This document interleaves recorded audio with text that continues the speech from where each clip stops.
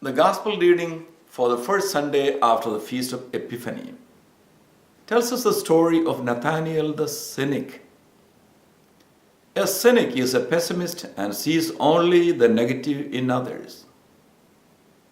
This Bible passage teaches us about the dangerous consequences of cynicism and also how to deal with it.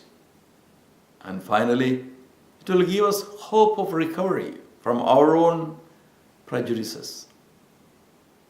Philip, who had previously met Jesus from Nazareth, shares his excitement with his friend and fellow Galilean Nathanael.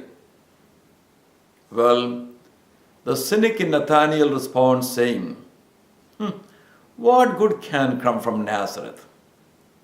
As we all experience in our day-to-day life, a cynic always has a dozen problems for every solution.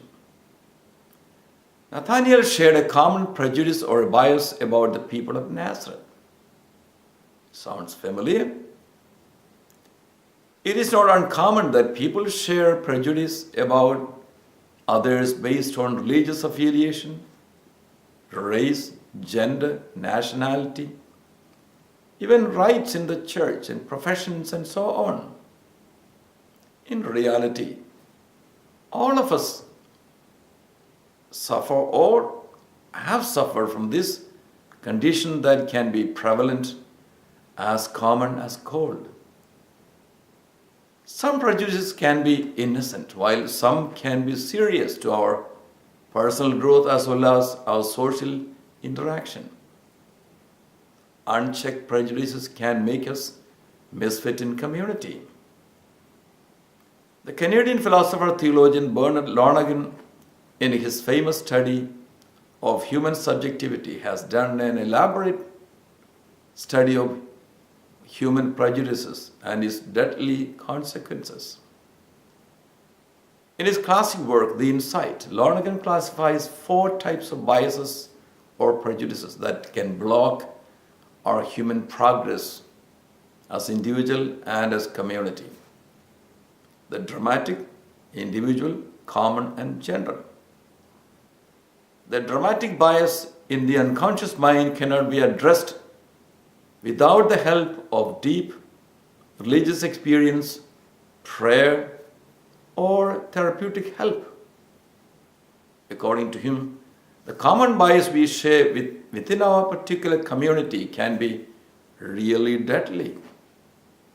For example, the Pharisees, the priestly class, and the lawyers in the gospel were probably subject to such prejudice about Jesus, which led them to hate him with every gut. They ended up killing the innocent without feeling any personal guilt. Freud's selective memory and censor of the unconscious mind also are the product of this villain prejudice. Unchecked bias or prejudice can block our judgment and conclusions about religion, politics, and people. According to Lonergan, a multi-level conversion is the cure for human biases. Now, coming back to Nathanael the cynic, had he not met Philip and his intervention, he would have missed meeting with Jesus as well as his destiny as an apostle. Nathanael, we are told, is the apostle Bartholomew. We see prejudice blocking the Naaman the leper from the Old Testament from meeting Elisha, as it was a slave Israelite girl who persuaded him to meet the prophet, which led his healing. Also, St. Peter in the New Testament had a general bias against associating with Gentile Christians. And it was St. Paul who helped him out of that un-Catholic attitude. The early Christian community had strong prejudices and suspicion about the recent convert Saul, and it was Barnabas who helped to remedy that situation. In an age of widespread cynicism about religion and church, we need more Philips, Pauls, and Barnabas who can lead people to Jesus and to his church. We can only lead people to Jesus, and the process and the power of transformation from a cynic to an apostle belongs to the Lord Jesus alone. How did Jesus treat Nathanael? He did not focus on his negative side. Treating a prejudiced person with cynicism will not help him. Only unconditional acceptance can initiate any conversion and healing in people. We see this pattern of unconditional love and acceptance in Jesus all the time.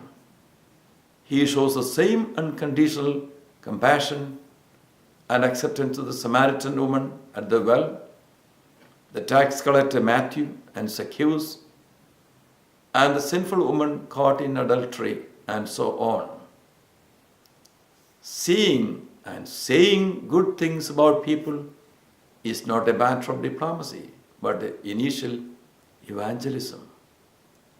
The glass can be half empty or half full according to the attitude of the beholder. The cynic, the snob or critic in us make us see the half-empty glass always. Neuroscientists tell us that human mind can understand only the positive. We are hardwired towards the positive. Let us learn to bring forth the positive in people and thus help them to grow. Let us be bridge builders like Philip, who helped to make an ardent apostle out of cynic the Nathanael. God bless you.